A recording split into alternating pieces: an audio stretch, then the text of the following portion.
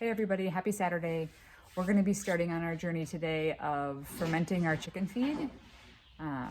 We've done quite a bit of research on this and we're finally going to get in the routine of doing it. So a couple reasons why we chose to ferment our food include just the pure volume of feed that we're going through for our chickens.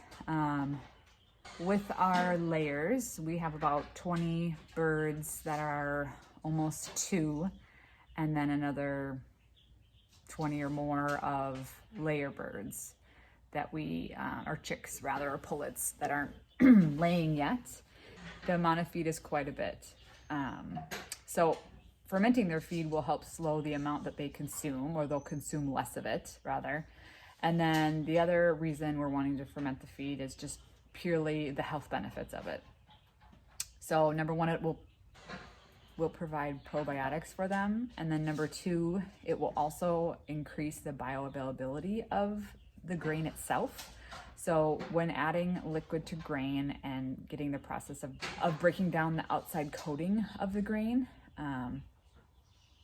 it will help make sure that when essentially the chicken consumes the grain, they'll be able to break down and absorb the nutrient from the grain itself. So I'm going to be starting that process today. They won't actually get fermented feed until Tuesday. So 3-day process really.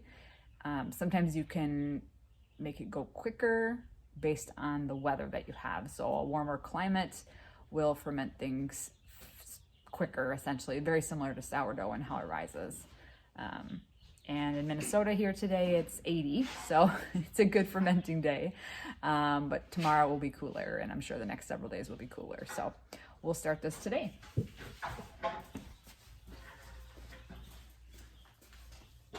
So I pre-measured 4 cups of chicken feed in this container, and that essentially will be all the feed that we'll give our 2 flocks, our older flock and our younger flock of chickens.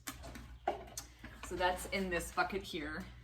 And then these are empty, and they'll be for day 2 and day 3. So this is really the one bucket that we're using today.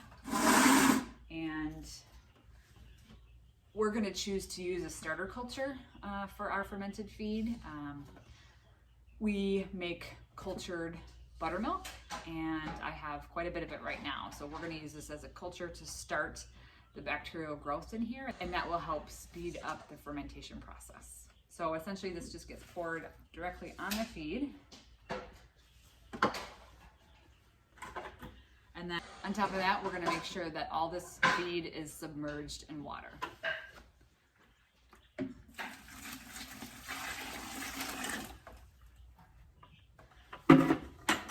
And we'll put just a really loose cover on it, not completely sealed, because it will create some gases given the fermentation process, but keeping it somewhat covered just for any pests or rodents in that respect.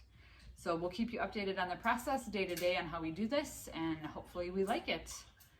Feel free to leave us a comment below with any questions on the process, and if you've done this before, we'd love to see or hear how it has worked for you. Thanks.